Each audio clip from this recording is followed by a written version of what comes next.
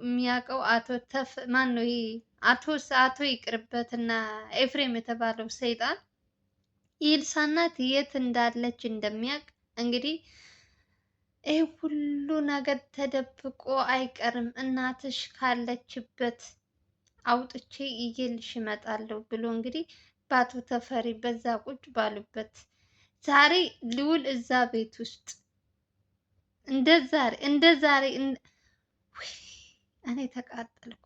እኔ ይቺ ኤልሳ የተባለችው ሴት ልዑልን የሆነ ነገር እንዳታስደርገው ነው የፈራሁት። ሆን ብለው እዛ ቤት ውስጥ አቶ ተፈሪ ቤት የሄዱት ለልዑል ወጥመድ ሊያዘጋጁለት እንጂ እውነት ቤት አተው ነው። እስከ ዛሬ ድረስ የት ነበረች? ዛሬ እዛ ቤት ሂዳ ለአባቷ ጠንቅ ለማኑ ለልዑልም እንደዛው እናቶሽን አምጥቼ አሳይሻለሁ እንግዲህ እያለ ኤፍሬም የተባለው ሰውዬ ያለችበትን እኔ አውቃለሁ አምጥቼ አሳይሻለሁ ብሎ እንግዲህ ከአቶ ተፈሪ ፊት ለፊት እንደዚህ እኔ ምን አይነት ወራዳ እንደሆነ አላውቅም። ምንድን ነው የሚፈልገው ይሄ ሰውዬ? እኔ እየፈራሁለት ኤልሳስ ራሷ ፈቅዳ ወዳ ነው ለአባቷ ጥላት ያመጣችው፣ የራሷ ጉዳይ ነው።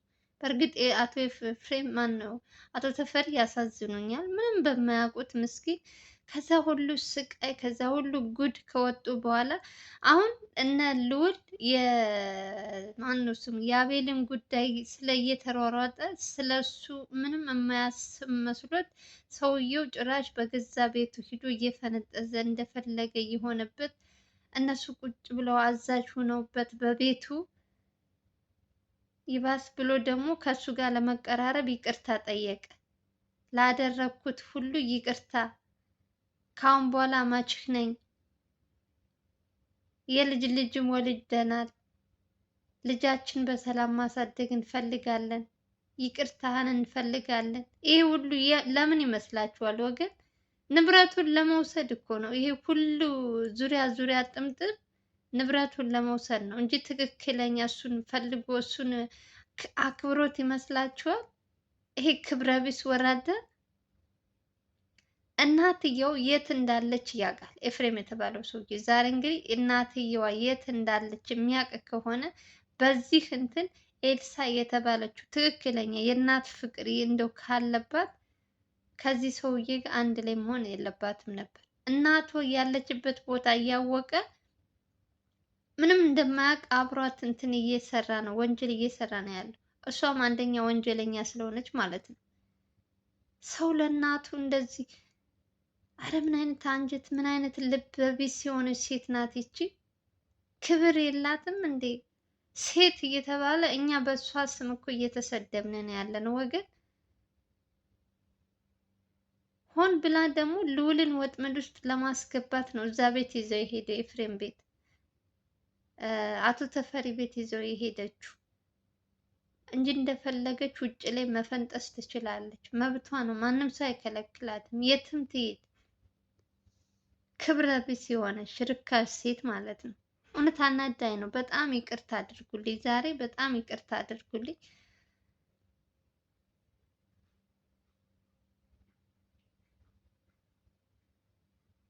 የምትሰራቸው ስራዎች የምታደርጋቸውን ነገሮች ሁሉ በጣም እኔ እንጃ እኔ አላውቅም። እውነት በጣም ተናድጃለሁ።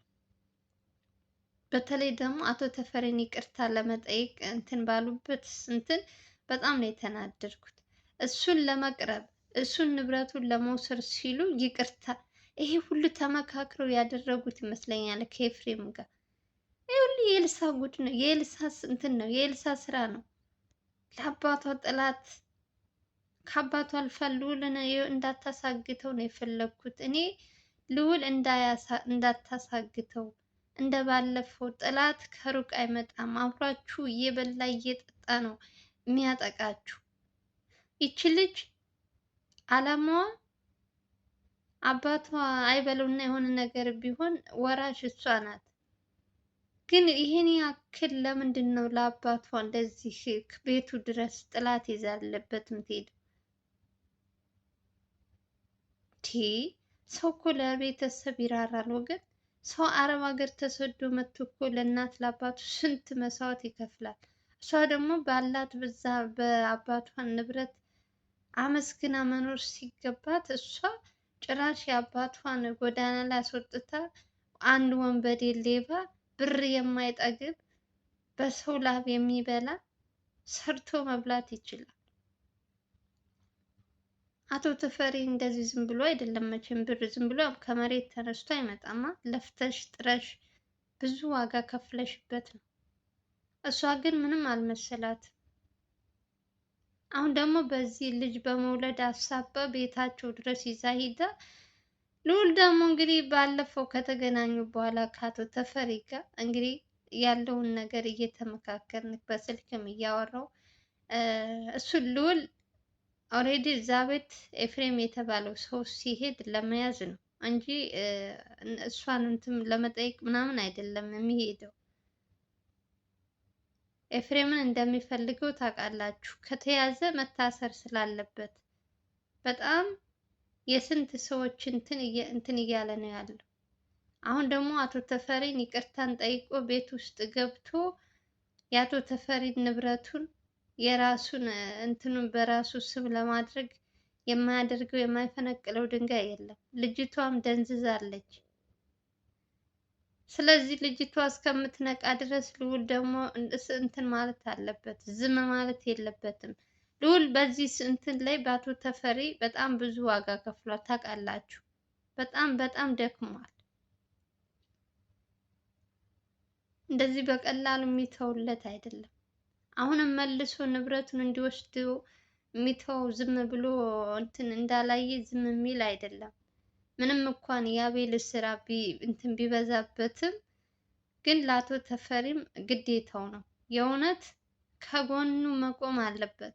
ይሄ ወራሪ በቀን የቀን ጅብማ እዛ ቤት ውስጥ ገብቶ አቶ ተፈሪን የሆነ ነገር ሳያደርገው ልዑል ማገዝ አለበት ይህን ሰውዬ። ስንት ጉድ አለ በየቤቱ፣ ስንት ጉድ አለ፣ ስንት ጉድ። እኔ ለእሷ እሷ የተወለደችው ምንም እንትን ሳይመስላት እኔ ለአቶ ተፈሪ በቃ እንዲተሳቀቅኩ በቃ የሆነ እንደዚህ ሲባል በቃ ትዝ የሚለኝ የድሮ ከየት እንዳመጣው ልዑል አይታችኋል። እግሩ እኳ መራመድ የሚያቅተው ሰው ነበራ። ከእግዚአብሔር በታች ልዑል ትልቅ ውለታ የዋለለት ልዑል ነው ለአቶ ተፈሪ። አሁንም መልሶ እዛው ቦታ ለመክተት እንግዲህ በይቅርታ ማየቱ እዛ ቤት ውስጥ ገብቶ እንደፈለገ ሊፈነጥዝ ነው። ይሄ ደግሞ አይፈቀድለትም። ልዑል በቁሞ እየሄደ ይሄን ሰውዬ እዛ ቤት ውስጥ እንዲገባ አይፈቅድለትም። አይገርማችሁ? ቪዲዮን ሼር አድርጉ ፕሊዝ፣ ሼር አድርጉ። አቶ ተፈሪን የምትወዱ ሰዎች ፕሊዝ ቫይራል ወጥቶ ይሄን ቪዲዮ ማየት አለባችሁ። ቪዲዮን ስትጀምሩ ላይክ አድርጉ። ላይክ ካደረጋችሁ ብዙ ሰው ይደርሰዋል። ይህን ወራዳ ቅሌታም ሰውዬ እንደዚህ እኛ እርስ በርሳችን እንትን ካላልነው መቼም ቢሆን ሰውየው ከአቶ ተፈሪ ራስ ሊወርድ አይችልም። ይችን ወራዳ ኤልሳንም ማዋረድ አለብን፣ ቪዲዮውን ስለምታይ ማለት ነው። ምን ያክል ቅሌታም እና ወራዳ እንደሆነች በዚሁም ታያለች። ሼር አድርጉ ፕሊዝ። ሌላ ነገር ሼር ታደርጋላችሁ። ሰው ሲተቸግሮ ሰው በሚያስፈልገው ሰዓት ደግሞ ሼር አታደርጉም። እናንተ ተመልካቾች ራሱ ችግር አለባችሁ። እውነት ዝም ብሎ ፕራንክ የውሸት ምናምን እንትን ሲልላችሁ ሼር ታደርጋላችሁ። ትክክለኛ ማንነት የሰውን እንትን ለማጋለጥ ሲፈልግ ደግሞ ሼር አታደርጉም፣ ላይክ አታደርጉም። ሁሉ ነገር እንደዚህ እውነት ወሽመጥ የተበጠሰ ወገን፣ ወሽመጥ የተበጠሰ በኤልሳ ምክንያት ሰው ለአባቱ ኧረ ይቺ ልጅ ይቺ ጤነኛ አይደለችም። የሆነ የጎደላት ኤፍሬም የተባለው ሰውዬ የሆነ ነገር አድርጓታል እንጂ እንደዚህ በጤናዋ እንደዚህ አይነት ነገር በአባቷ ላይ የምትወስን ስንት ነገር አድርጎት ይቅርታ ብሎ እዛ ቤት ውስጥ ሲሄድ ዝም የምትል ሴት ጤነኛ ናት ብላችሁ ታስባላችሁ?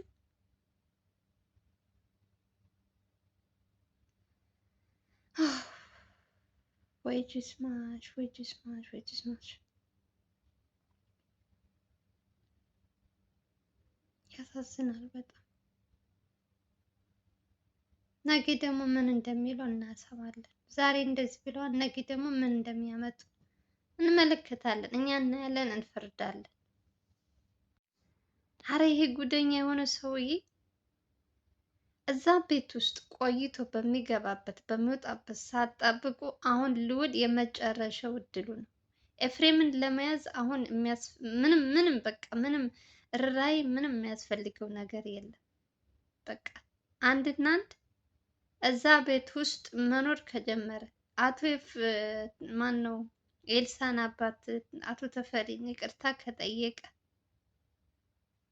ለምንም ነገር የሚራራ ነገር የለም። ፊት ለፊት ካገኘው ልዑል ይሄ ሰውዬ መታሰር አለበት። ያለዛ ይሄ ሰውዬ ነገም ዛሬም ምን እንደሚገጥመው አታውቁም። ኤልሳ ላይ አትፍረዱ ወገን። ኤልሳ ጤነኛ አይደለችም እንዴ! ልጅቷ ጤነኛ የሆነ ነገር አድርጓት ነው እንጂ እንደው ጤነኛ ብትሆን እና በእናት በአባቷ ላይ እንትን ትላለች።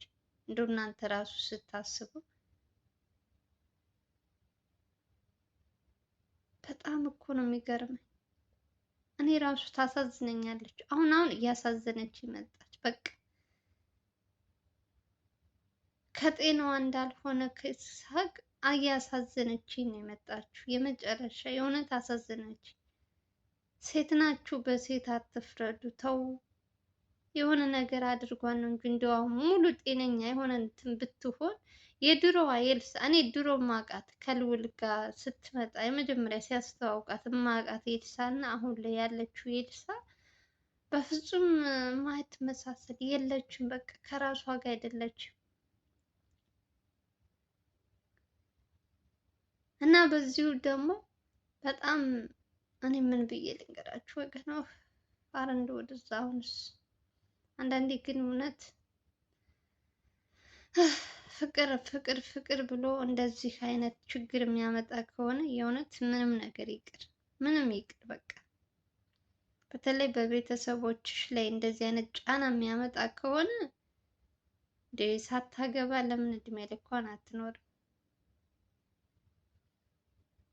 አንደኛ ይሄ ኤፍሬም የተባለው ሰውዬ መስራት አይችልም ወይ ነው የኔ ጥያቄ።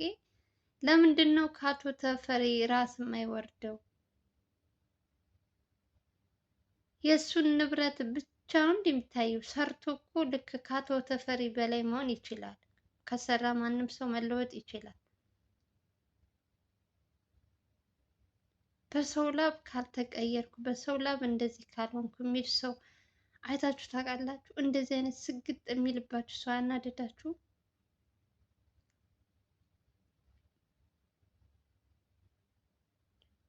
ወደድም ጠላም አሁን የኤልሳን እናት ማምጣት አለበት። ቦታው ያለችበት አውቃለሁ ካለ የትም ሂዶ ማምጣት አለበት። እናቷ እውነት እናቷ ታሳዝናለች። እንትን የሚያስፈልጋት ናት። ባለፈው ጀመር አድርገው እነ ልዑል እነ ቴድሮስ ነበር በዛ ሰዓት ስለ ኤልሳ እናት እየፈለጉ በነበረበት ሰዓት በመሀል ደግሞ ልዑል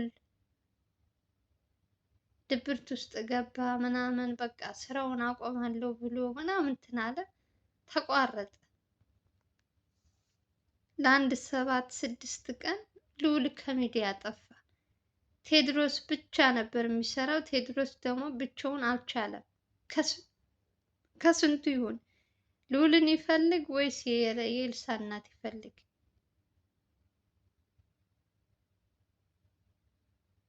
እና ሴትየዋ እየተቃረቡባት ባለች ሰዓት አልሆነላቸውም፣ ተውት። ግን እውነት ለመናገር ታሳዝናለች። ፈልገው ካለችበት ሕክምና የሚያስፈልጋት ከሆነ ከአቶ ተፈሪ ጋር ቢያገናኟት እንዴት አይነት እንትን ነው! ውፍ እናት ናት እውነት ምንም በማታውቀው ምን አድርገዋት እንደሆነ አታውቁም። ይሄ የዚህ ሰውዬ ስራ ይሆናል እንግዲህ የኤፍሬም ስራ ይሆናል። ኤፍሬም ስራ ይሆናል፣ የአጎትየው ስራ ይሆናል። ንብረት ብቻ ስለሚወርሱ አጎትየው ታስሯል ኦልሬዲ። ግን በፊት ላይ እንግዲህ የእሱ ስራ ሊሆን ይችላል። ኤፍሬም ብቻ ነው እየፈነጠዘ ያለው እንጂ ሌላው እስር ቤት ነው ያለው። ኤፍሬም እና ኤልሳ ናቸው እንደፈለጉ እየተረማመዱብን፣ ላያችን ላይ እኮ እየቀዘኑብን ነው ወገን። እኔ ተሳቀቅኩ፣ ለአባቷ ተሳቀቅኩ። እኔ እሷ የኔን ያክል ብትጨነቅ የት በደረሰ። የእውነት እኔ እንደዚህ በሩቁኝ የሆነ እንትን ስሰማ ስለ እሱ እንደዚህ ስንት ሲል የሆነ ነገር ቢያደርገው ብዬ ተሳቀቃለሁ። እሷ ግን ምንም አይመስላትም፣ እንደፈለገች እየሆነች ነው። የእናቷ ነገር ምንም አይመስላትም። ልዑል ቢታገት ባይታገት ምንም አይመስላትም። እዛ ቤት ውስጥ ግዴታ ኤፍሬም እዛ ከአቶ ተፈሪ ቤት የሚመላለስ ከሆነ ከልዑል ጋር መገናኘታቸው፣ ከልዑል ጋር የሆነ ነገር እንትን ማለታቸው ወይ የሆነ ልዑልን ወጥመድ ውስጥ ማስገባቱ አይቀርም። ሆን ብላ ይዛ መታ እዛ ቤት ውስጥ እንትን ያለችው ኤፍሬም ማናት ኤልሳ የተባለችው ጉደኛ ጉዷ መሰዟ የማያልቅ ሴት አሁን ደግሞ በዚህ ነገር መጣችበት። አሁን ልዑል በስራ እንደተጠመደ ስላወቀች ነው እንጂ እንደዚህ አይነት ነገር ደፍራ ራሱ አታረግም ነበር።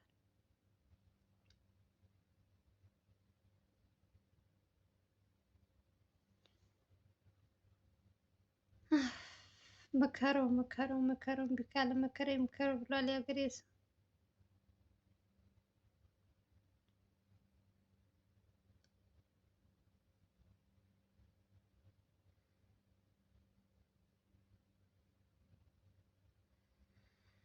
እኔ እውነት በጣም ተጨነቅኩኝ ለእሷ። እሷ ምንም ሳይመስላት እኔ ተጨነቅኩ። እኔ እንግዲህ የራሳቸው ጉዳይ። እውነት በጣም ነው ያሳዘነኝ። የሆነ ነገር ስሰማ እናንተ ጋር ማውራት አይቀርም። በቃ ስለሚያሳዝነኝ ነው አቶ ተፈሪ። ለማንኛውም እንግዲህ የምወዳችሁ የዛሬው ቪዲዮ ይመስላል። እንግዲህ ሰላማችሁ ብዙ ትርፍ ይበል እያልኩኝ የዛሬውን ይህን ይመስላል። በሌላ ቪዲዮ እስከምንገናኝ ድረስ ደህና ደህና ሰንብቱ። ሰላምና ፍቅር እመኝላችኋለሁ። በየትኛውም ዓለም ያላችሁ የሰው ዘር በሙሉ ሰላማችሁ ይብዛል እያልኩኝ እንግዲህ የዛሬው ይህን ይመስላል። ከተመቻችሁ ቪዲዮ ላይክ እያደረጋችሁ አዲስ ከሆናችሁ ሰብስክራይብ እያደረጋችሁ ሰላማችሁ ይብዛልኝ። ባይ ባይ።